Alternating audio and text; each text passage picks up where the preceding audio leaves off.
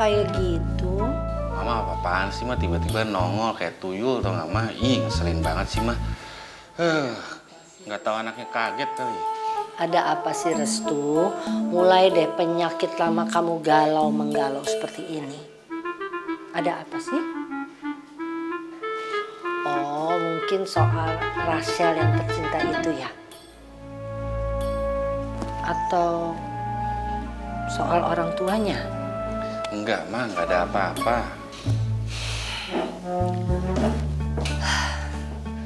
Habis ada apa dong? Nggak mungkin kan anak mama kalau nggak ada apa-apa terus kelihatan galau seperti ini. Mama nggak percaya banget sih nggak ada apa-apa mah. Aduh. Aneh. Oh iya mah. Soal lamaran kerja Restu yang ke kantor Om Danang mah, Restu ada rencana mau drop out lamaran itu mah. Jadi kan Restu bisa lempar ke perusahaan-perusahaan lain mah gitu. Habisnya gimana ya? Restu pusing juga mikirnya. Mama nggak keberatan kan ya? Kalau mama pribadi sih nggak keberatan, tapi mama takutnya Om Danang itu sudah berusaha mencari posisi buat kamu di perusahaannya. Karena waktu mama telepon Om Danang menanyakan status kamu, Om Danang tuh lagi mencari posisi yang lebih baik yang dia janjikan dulu waktu saat interview. Ya tapi kan, aduh mah masa selama ini sih mah Restu terakhir interview sampai sekarang tuh udah sebulan lebih mungkin mah. Ya wajar dong kalau Restu was-was, panik. Soalnya capek mah, Restu capek, nganggur, nggak kerja-kerja. Iya mama ngerti Restu, tapi gini deh, coba Restu kasih mama waktu 2 hari lagi ya. Mama akan intens menghubungi Om Danang, telepon ataupun mama ketemu Om Danang. Nanti kalau sesudah 2 hari nggak ada kabar berita ya udah terserah Restu mau accept interview di tempat lain ya oke, silakan. Bener mama nggak keberatan? Iya tunggu 2 hari lagi ya nak ya. Oh iya mah ada satu hal lagi mah. Ada apa? Apa lagi? Gini mah nanti pas buka puasa mama nggak usah nungguin Restu ya, karena Restu itu membuka puasa bareng sama Brokoli. Maksud Restu Rachel. Kalau Brokoli itu panggilan sayang Restu buat Rachel. Ya deh terserah kamu, mama sih ngalah aja sama itu Brokoli kesayangan kamu. Ya udah yuk kita sahur yuk. Ayo. Assalatu wassalamu alaik ya imam al-mujahidin ya Rasulullah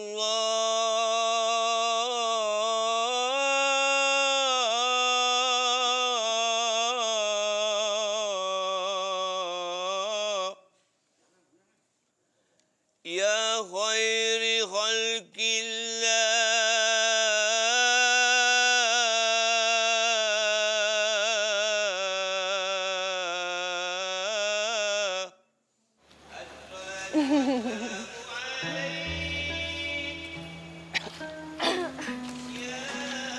Assalamualaikum. Waalaikumsalam. Masya Allah, senang sekali melihat keakraban keluarga Mbak Suroso.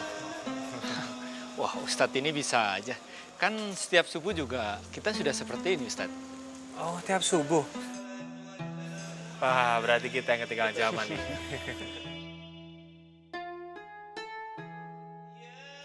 Mungkin waktunya aja kali Pak Ustadz yang kebetulan nggak ketemu.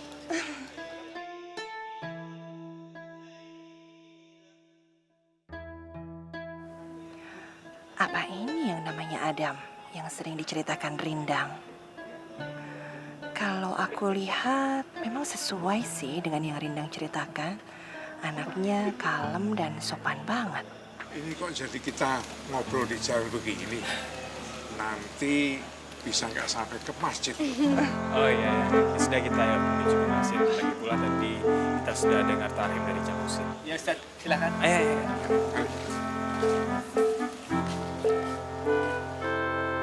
Assalamualaikum. Waalaikumsalam.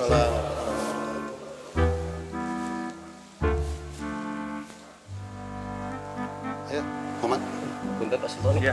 Jo, kagak usah lu. bandel banget sih lo. Budak apa lo? Udah biar si Adam aja. Kagak enak banget denger suara lo. Tapi Pak Haji, Udah lu duduk aja, duduk manis dah.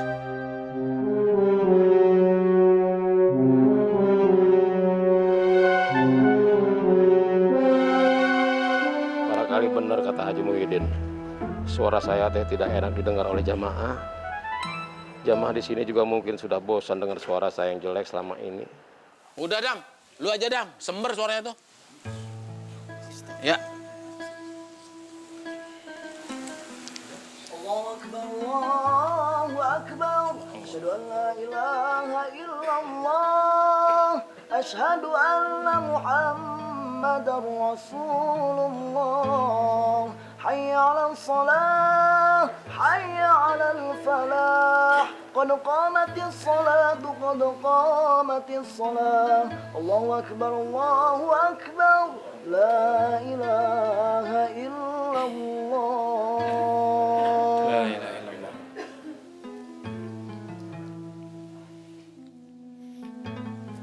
Silakan Ustaz. Oh, ya. Sini. Asyhadu an la ilaha illallah, asyhadu anna Muhammadar Rasulullah. Sawu sufakum fa in atas sufufi min tamamis shalah. Tolong luruskan dan rapatkan safnya karena itu merupakan bagian dari kesempurnaan sholat. Allahu Akbar.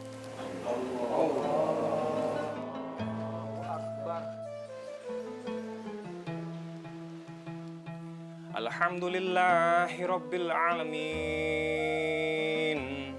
Ar-Rahmanir Rahim, Maliki Yaumiddin, Iyyaka na'budu wa iyyaka nasta'in. Ihdinas siratal mustaqim. Siratal ladzina an'amta 'alaihim ghairil maghdubi 'alaihim waladdallin.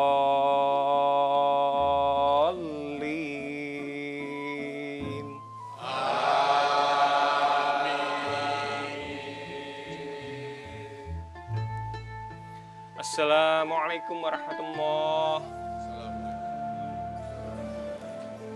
Assalamualaikum warahmatullahi wabarakatuh. Alhamdulillah. Rabbana atina fid dunya hasanah. Amin. Wa fil akhirati hasanah. Amin. Wa qina azabannar. Amin. Alhamdulillahirabbil alamin.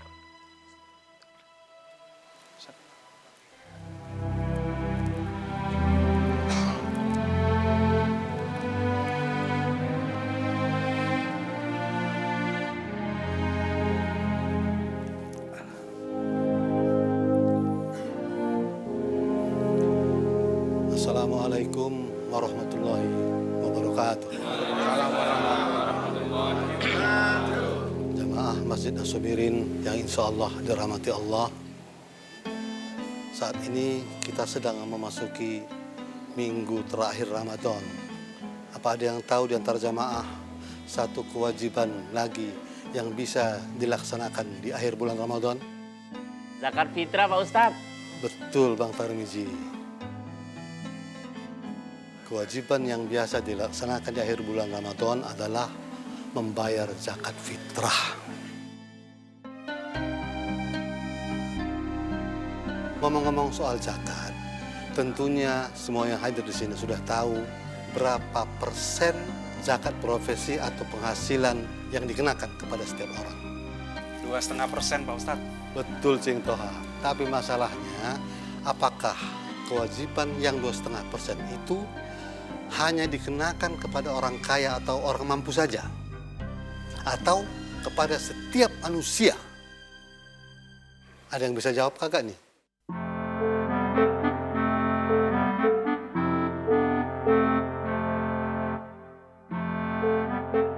Kalau kita merujuk kepada ajaran Islam yang kita yakini sebagai rahmatan lil alamin, maka ya kira ketetapan membayar zakat 2,5% itu berlaku kepada setiap manusia yang memiliki penghasilan atau mendapatkan penghasilan dalam hidupnya. Ini jamaah masih pada bingung juga ya? Iya bener Pak Ustadz, saya sendiri bingung. Bukan Bang Rojek aja yang bingung. Ayah juga bingung. Pasti juga di sini semua pada bingung. Sekarang coba, mari ayah jelasin sejelas-jelasnya. Tapi jangan takut bertanya. Kalau memang kagak tahu, nanti ayah jelasin dengan secara mudah dan gamblang, ya? Biar gampangnya, ayah kasih contoh begini. Misalnya si Fulan, dia adalah termasuk golongan yang tidak mampu atau mustahik. Karena itulah, dia berhak menerima zakat dari orang lain yang terkena zakat. Karena dia menerima dari pemberi zakat, maka secara otomatis si Fulan itu termasuk orang yang memiliki penghasilan. Artinya apa? Artinya si Fulan pun terkena kewajiban membayar zakat dari zakat 2,5% yang diterima tadi.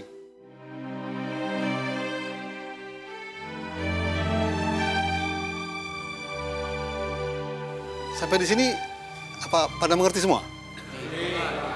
Kagak bingung lagi ya? Lalu, pertanyaannya kemudian adalah, siapa yang berhak menerima zakat dari si Fulan yang miskin tadi? Yang berhak menerima zakat dari si Fulan yang miskin tadi adalah orang yang kondisinya kurang sama atau jauh lebih miskin dari si Fulan yang sudah miskin itu. Itu artinya kalau penghasilan gue di atas elu, gue mesti ngasih zakat ke elu tuh. Kapan, Bang? Itu misalkan bukan beneran. Gue tuh cuma mempertegas pemahaman gue sama tausiahnya Pak Ustadz Zakaria. Demikian seterusnya, berjenjang dari atas sampai yang paling dasar. Sampai pada titik di mana sudah tidak ada lagi orang yang lebih miskin dari si miskin tadi.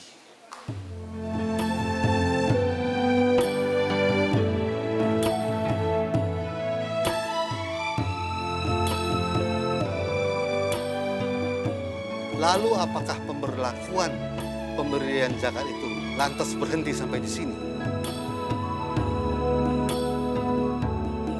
Tidak, saudara-saudara. Orang yang paling miskin tadi atau orang yang masuk golongan terbawah tadi masih bisa menjakatkan 2,5% dari yang dia terima. Kepada siapa? Kepada hewan. Seperti kucing, burung, ayam, bahkan semut sekalipun. Oh, gitu ya. Gue baru denger, Lan. Jadi lu baru tahu, Sob? Ini gue baru tahu dari Ustadz Zakaria. Oh, kalau gue mah baru tahu juga. Gue pikir lu udah tahu. Kalau gitu kita senasib dong. Jadi yang ayah mau sampaikan di sini adalah setiap orang itu hanya memiliki hak sebesar 97,5% dari setiap hasil usaha yang dia dapat dari pekerjaannya. Kita jangan pernah berpikir memiliki 100% dari apa yang kita dapat atau penghasilan yang kita peroleh. Karena masih ada 2,5% yang menjadi hak orang lain atau hak fakir miskin di dalam penghasilan kita itu. Subhanallah. Subhanallah. Pak Ari, Islam tuh adil ya, semua kebagian.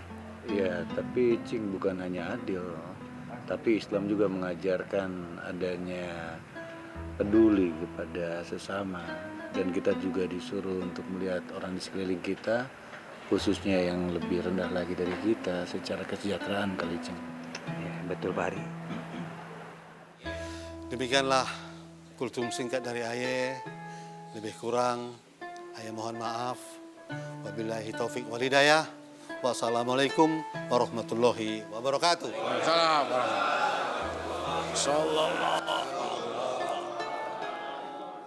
Sallallahu alaihi wasallam.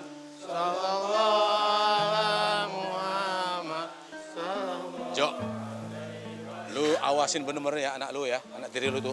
Jangan sampai terjadi yang kagak diinginkan tuh. Maksud Pak Haji teh apa ini? Terus apa yang dimasukkan dengan omongan Pak Haji? Elah, jangan pura-pura pilon deh lu. Hah? Ya jelas yang gua maksud tuh anak si Ujum, anak pertamanya tuh. Oh, maksud Pak Haji teh Hartatik gitu? Ya, gua nggak ngerti siapa namanya. Yang pasti anak tiri lu tuh. Ya kan? Ini orang apa-apaan sih? Orang masih salam-salaman malah bikin masalah. Ada masalah apa sih? Pak Haji Muhyiddin yang terhormat, sejak saya menikah dengan Yujum, semua anak Yujum itu anak saya juga. Dan tidak ada istilah anak tiri buat saya. Haji Muhyiddin mengerti? Paham? Jangan belagak lu, Jo. Hah? Lu nggak usah bentak-bentak gue itu dah ngomongnya. Hah? Santai aja dah, ya. Din, mau lu apa sih? Hah? Lu demen banget lu bikin masalah. Ingat deh nama umur, ingat deh bulan puasa, di masjid lagi. Lu kagak malu dilihatin orang banyak? Be, kalau nggak tahu permasalahan jangan ikut-ikutan deh. Jangan ikut-ikutan gimana? Lu sendiri ngomong di depan orang banyak begini. Be, gua ngomong di depan orang banyak gini supaya si Ojo tahu. Supaya dia harus jagain anaknya. Hah? Anak tirinya tuh. Dan juga tuh Aris Sukardi, Haji Lebay. Hah? Supaya jaga tuh anak pungutnya tuh. Pokoknya kasih tahu lo sama anak lu pada tuh. Ya? Jangan pacaran, jangan mesra-mesraan. Boncengan depan umum, bulan Ramadan lagi tuh. Jangan-jangan ini masalah yang diceritakan ibu ke Abah 2 hari yang lalu. Waktu itu melihat Tati pulang diboncengin sama Sidik. Ini maaf nih. Haji Haris Sukardi kagak paham maksudnya Haji Muhyiddin. Ini maksudnya apa sebenarnya? Udah deh, Ri. Lu jangan pura-pura lugu deh lu, ya. Lu tuh udah punya gelar haji. Harusnya lu bisa jagain anak lu terus tuh. Lu juga, Jo. Lah, justru itu. Karena Pak Haji Muhyiddin juga haji harus mulai pandai menjaga pembicaraan. Harus mampu ngejelasin semua ini sama Haji Haris Sukardi. Maksudnya apa? Gak apa-apa, biar semuanya tahu. Daripada diomongin di belakang. Kita jadi kagak paham. Maksudnya apa? Udah deh, lu tanya sendiri sama anak pungut lu tuh. Yang sok-sok alim begitu tuh. Ya, Assalamualaikum. Pak Haji Muhyiddin yang terhormat. Dengar omongan saya. Pak Haji Muhyiddin, jangan sembarangan nuduh saya. Sabar, Bang Ojo. Astagfirullahaladzim. Mau jauh deh, udah kagak usah dijabanin orang begitu, percuma juga dijabanin. Kagak ada kelar deh. Istighfar nih di masjid. Astagfirullahaladzim. Iya, Mang Ojo. Omongan Haji Muhyiddin jangan diambil dalam hati. Yang ada malah ntar makin kebakar emosinya. Istighfar, Mang Ojo. Istighfar ya. Iya, Bang Badar. Astagfirullahaladzim. Astagfirullahaladzim. Astagfirullahaladzim. Sebetulnya hati gue panas juga dengerin omongan Haji Muhyiddin. Tuh orang bener-bener kagak ada etikanya. Masa negur orang di depan umum begini? Astagfirullahaladzim. Ya Rabbi, a'udzubika min hamazatis sayatin wa a'udzubika Rabbi an yadurun.